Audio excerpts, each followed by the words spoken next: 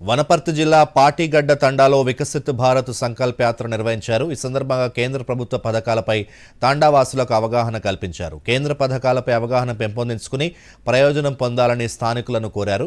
ఈ సందర్భంగా నారమ్మ బాల్యనాయక్ దూరదర్శన్తో మాట్లాడారు. నాకింత ముందు అయితే బాట లేకుండే, ఈసారి వచ్చినాక బాట మంచిగా ఉంది, నడుస్తున్నాం, తిరుగుతున్నాం.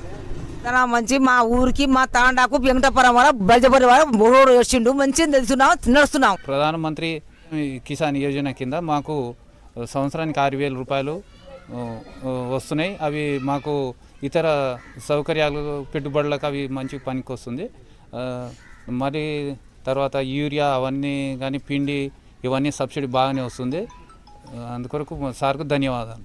మాకు ఇంతవరకు 1-2 సంవత్సరాలు అవుతున్నారు, మాకు చాలా ఇబ్బంది ఉండేది. ఇప్పుడు మాకు మంచిగా ఉంది. రోడ్డు డామర్ రోడ్ కానీ ఏది గామాసన ఈ రోజున మాకు ఈ రోడ్ వేసిండు సార్. అందుకోసం ప్రధానమంత్రి మాకు చాలా మేలు చేసిండు. ఇంతవరకు మాకు రోడ్ లేకున్నది, ఇప్పుడైతే చాలా మేలుగా ఉంది. ధన్యవాదాలు సార్.